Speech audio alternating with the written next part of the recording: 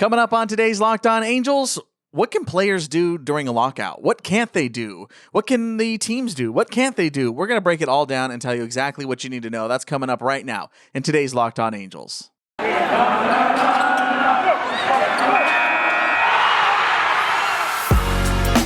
You are Locked On Angels, your daily Los Angeles Angels podcast. Part of the Locked On Podcast Network, your team every day. Hey, what's up, everybody? Welcome to Locked On Angels, part of the Locked On Podcast Network, your team every day. Thanks for making Locked On Angels your first listen of the day. I'm Steve Granado, your host. You can shoot me a follow over on Twitter at Steve Granado, Granado. And as we go into this lockout episode, don't forget to check out our lockout guides. We have two of them. They are available right now. One is all about the basics of the lockout, what it is, and what's going on. And then, of course, we have the major sticking points episode, which is really just really nitty-gritty stuff on what the two sides are fighting about right now from the players and the owners. So that's all available right now. I'll leave a link to that in the episode description here on YouTube. And of course, if you're on our audio side, just look back a couple of episodes. They weren't that long ago in case you missed them. Okay, in our first segment here today, let's talk about what players can and can't do. In our second segment, we will talk about what owners and teams can and can't do. And then our final segment will actually give you a little bit of a brief update of where we are at this point in the lockout, which is just a couple of days in. So let's go ahead and start, as promised, with what players can and can't do. And this is a lot of this stuff is fairly simple, but there are some like nooks and crannies and little quirks along the way that I wanted to touch on to make sure that, you know what's going on. It's really important. So let's start with what players can do. And what's weirdly enough is on the player side, they're probably freer now than they were before. Actually, you know what they are? They're really free right now. They're free to do just about anything that they want. Even as far as going, they can play anywhere else. If they really wanted to, if the players had a great contract on the deals to go play in the KBO or in Japan or anywhere else, they can go. They can totally go and do that. They can also play independent leagues, or, we'll get to in a second, but they can play minor league baseball. They can do a lot of things right now that they couldn't before. It's kind of like a good faith argument, really more so. Like they aren't going to want to go there just to make sure that there's still a good relationship when the lockout eventually does end. So all those things are definitely factors, but the union has come out and said that they will back players if they decide to go play elsewhere. So, for example, Mike Trout, if he wants to, could go play for the Lexington Legends for all that matters. So he could totally do that if he really wanted to. But is that going to happen? No, but that could 100% still be the case if they choose to do so, which is pretty interesting. The thing that they really can't do, and is really the downside for them, and they can't work out at team facilities. So if Anthony Rendon shows up to Angel Stadium, it's like that meme where the guy gets locked out of the Jets training facility. He can't walk in. He can't walk in and work out at Angel Stadium. He can't go into the batting cages. He can't play long toss on the field. He can't do anything. He can't walk in there and start working out. And on that same point too, let's say Rendon's, still nursing his injury and he needs to start rehabbing. He can't walk into the medical treatment, like with the physicians and all that stuff. He cannot go in there, and he cannot receive medical treatment from the Angels staff. So that's the negative side. There are plenty of players who rehab in the offseason, as we well know. Guys who are coming off of Tommy John, like Noah Syndergaard, who is, as far as we know, is feeling okay and is ready to go for next season and is going through a regular workout regimen, but he cannot work out with Angel staff, which is weird because he just got here, and you would imagine that he would maybe want to start working with the Angel staff. Cannot do that. So they are locked out from all medical treatments and things like that. What the weird flip side of that is that also means that players are not getting drug tested right now. From everything that we have seen, and I've looked at multiple sources, I haven't seen a 100% confirmation of this, but it seems as though that no, they are not getting drug tested right now. So take that for whatever it's worth, but that is part of it. This is coming from The Athletic, and this is something I alluded to earlier. Players can play if they are, let me just go ahead and read it verbatim. This is again coming from The Athletic. If the lockout at the major league level were to still be in effect when the minor league season starts back up, 40-man roster players could go ahead and play in the minors. So that's pretty interesting. I know there was some mixed stuff on this before the lockout started and some mixed information that was coming out. But yes, even if they are on the 40-man roster, they could go play in the minors. Of course, it comes with that caveat that players can't be demoted from a major league roster. So Trout couldn't go play in Salt Lake, or, Jared Walsh, because he's on the 40-man, obviously, but he is also already on the major league roster. He won't be sent to Rocket City or anything like that. But the guys that are on the 40-man roster but aren't on the 26-man roster, they are available to be played, in minor league ball. So that is interesting because they still would have some, protections from the union and things like that. It's really awkward and messy and kind of stuff like that, but they do have that ability. So if we do end up going that far into this lockout, which fingers crossed that is not the case, and we have, spring training on time in February and everybody's reporting back on Valentine's Day and everything's good to go. Hopefully that's the case. But if it's not, and we do end up diving into April and the players are itching to get back to the field, they definitely can do so in a couple of different ways.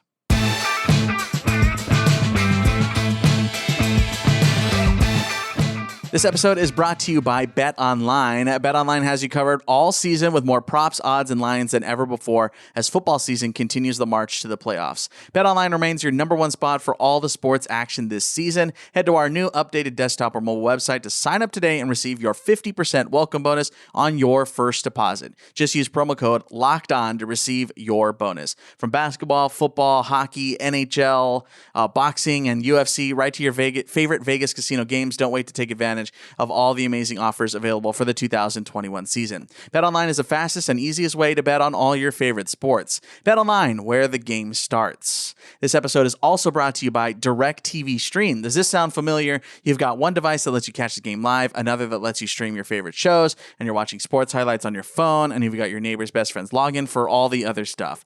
Well, I want to tell you about a simple way to get all that entertainment you love without the hassle, and a great way to finally get your TV together. It's called DirecTV Stream, and it brings your live TV and on-demand favorites together like never before, so you can watch your favorite sports, movies, and shows all in one place. That means no more juggling remotes and no more need to buy another device ever again. And the best part, there's no annual contract. So get rid of the clutter and the confusion and get your TV together with DirecTV Stream. You can learn more at directtv.com. That's directtv.com. Compatible device required. Content varies by package.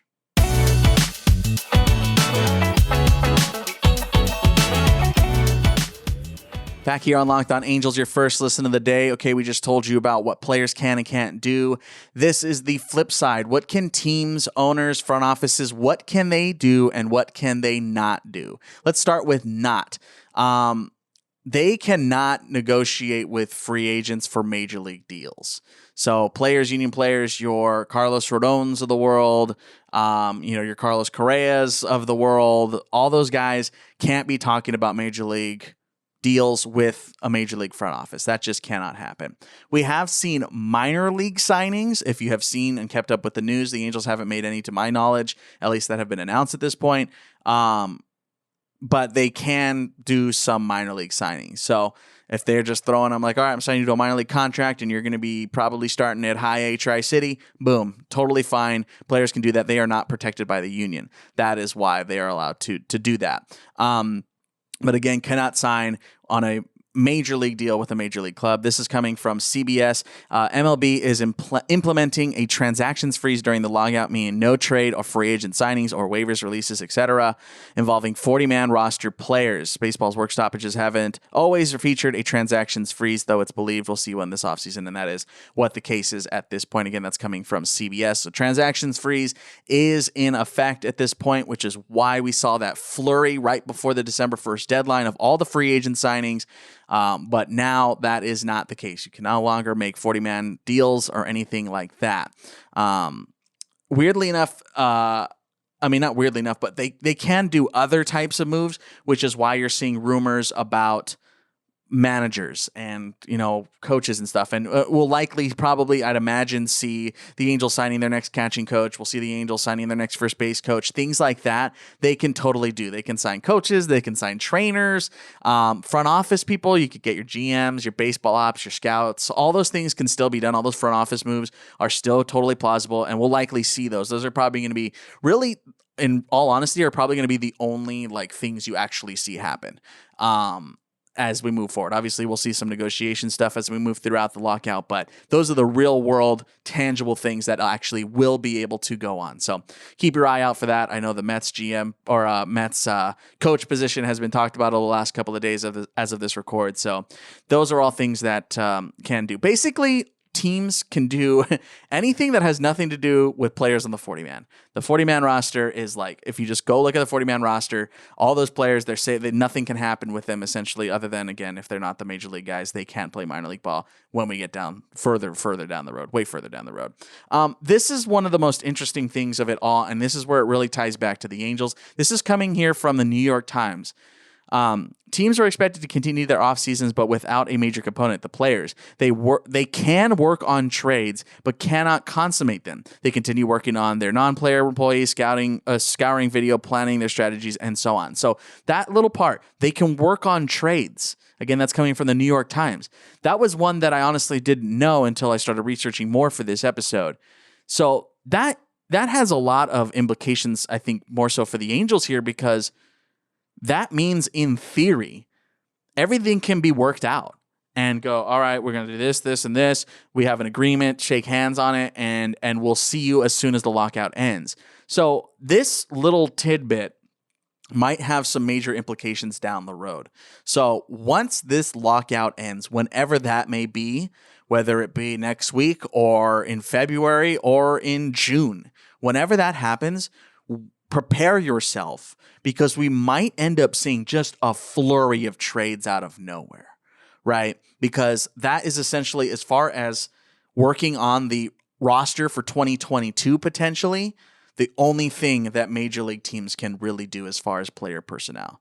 So that's a real interesting thing. So if the lockout ends, you might start seeing, boom, trade. It might feel like, whoa, all these guys have finally got something to do. No, they worked them out already. And now we can make them official, sign the documents, adios, give them the pink slips, and we'll see you later. So we might see a flurry of trades at the end of the lockout, but when's the lockout going to end? Oof, man, that's a question and a half.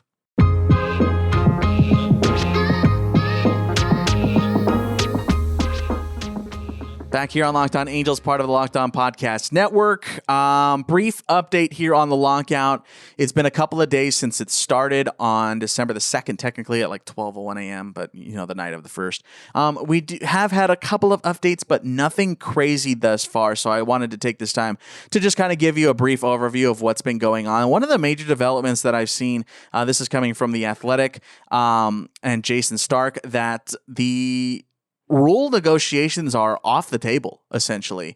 Let's go ahead and read it from The Athletic. On Thursday morning, the commissioner, Rob Manfred, this is this past Thursday, revealed that himself. He sat at a podium in Texas and acknowledged that despite months of bargaining, Major League Baseball has still not made any specific rule change proposal to the players. In fact, he intimated at his first post-lockout press conference, MLB doesn't intend to get around to that part of the discussion at all during these negotiations. So yeah, he was kind of like a brief aside during the press conference on Thursday morning. That was the last update that we have gotten from Major League Baseball. We haven't gotten a press conference from players, but that is like the last update. But it was a kind of a brief, like, oh yeah, we're not talking about rule changes right now, with the anticipation that they are going to iron those out halfway through the deal. Kind of weird, because that seemed to be like all the buzz, right? Especially recently, just kind of seemed to be all the buzz about the robot umpires and ABS system and the bases and pitch clocks and all that stuff, right? Like that seemed to be like some of the major sticking points,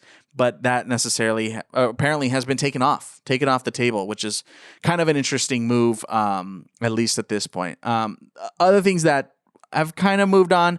The minor league portion of the Rule 5 draft will continue. So they will have that on December the 8th. So if you're watching this after December the 8th, it already happened. But yes, there are always, except for this year, two sides to the Rule 5 draft. There is the major league side and the minor league side. Major leagues aren't even going to the winter meetings this year. So that's where the Rule 5 draft takes place. They bang it out in a room in one day and call it quits.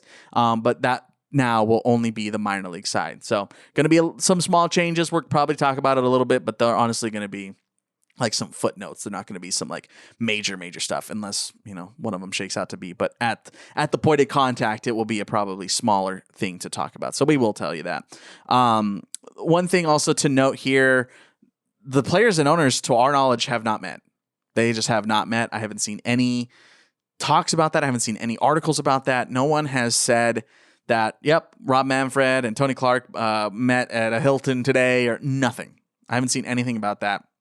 During that Thursday briefing, which again was a couple of days at this point, Rob Manfred did say at the time that they didn't even have a scheduled meeting with the union on the books just yet.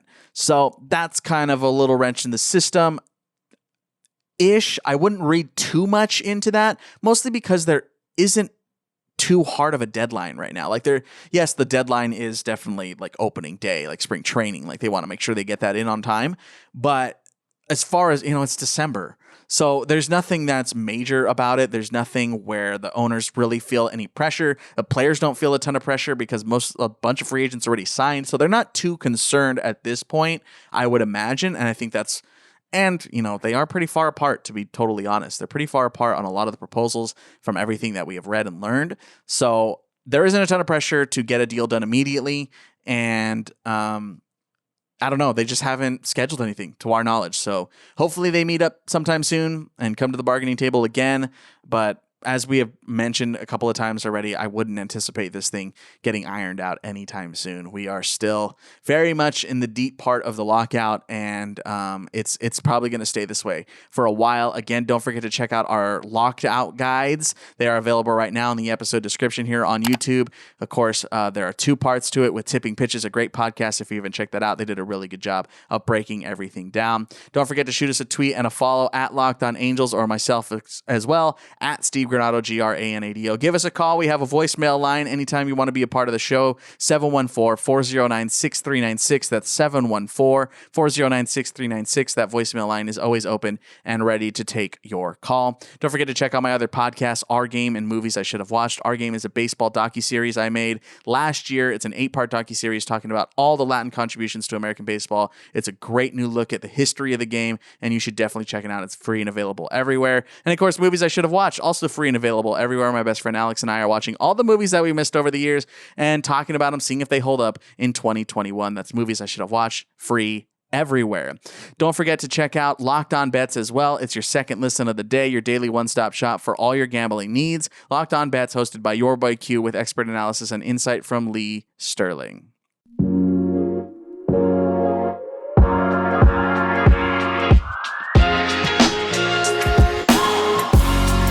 That's going to do it for us here in today's episode of Locked On Angels. Thanks for checking us out. We have some more Angels coverage over the next couple of days. We are still 5 days a week, pretty much up until Christmas.